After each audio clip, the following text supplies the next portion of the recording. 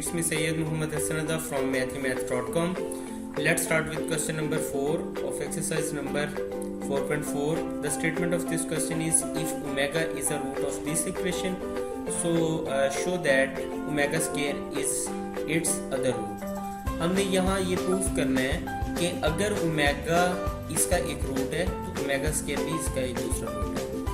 तो इसका ये मतलब है कि अगर ओमेगा को इस इक्वेशन में पुट किए जो आंसर आता है वही ओमेगा स्क्वायर को पुट किए भी आना चाहिए अगर ये दोनों इसके रूट्स हैं। तो हम सबसे पहले तो इस ओमेगा को इस x की जगह पे पुट करते हैं। सो हम यहाँ पे ये पुट ये करते हैं कि x is equal to omega, x is equal to omega यहाँ हमने पुट किया, यहाँ तो ये हमारे पास आ गया, यानी x की जगह ओमेगा आया, ये omega square plus omega plus 1, यानी x की जगह पे हमने ओमेगा को पुट किया। इसके बाद सेकेंडली हम ये करते हैं कि हम x की जगह पे ओमेगा स्क्वायर को पुट करते हैं, यानी अब यहाँ पे x is equal to omega square put किया तो ये आ गया, क्योंकि यहाँ पे x स्क्वायर था तो ये ओमेगा स्क्वायर का स्क्वायर आ गया, यहाँ पे x था तो ये ओमेगा स्क्वायर आ गया और यहाँ पे प्लस 1 इसके साथ इस तरह से आ गया, या ये ओमेगा स्क्वायर का स्क्वायर ओमेगा की 4 आ गया plus omega square plus 1 is equal to 0।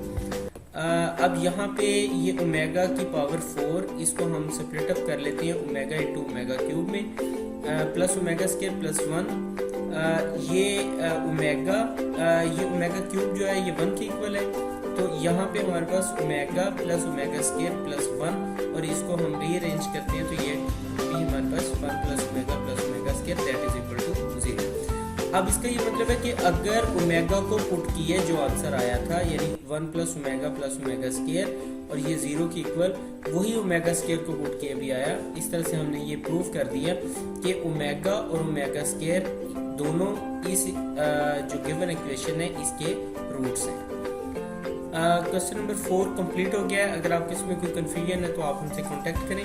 हमारा यूट्यूब चैनल अवेलेबल है, आप उसे सब्सक्राइब करें ताकि हमारे लेटेस्ट वीडियोस और अपडेट्स आपको मिलती रहें। Thanks for watching math.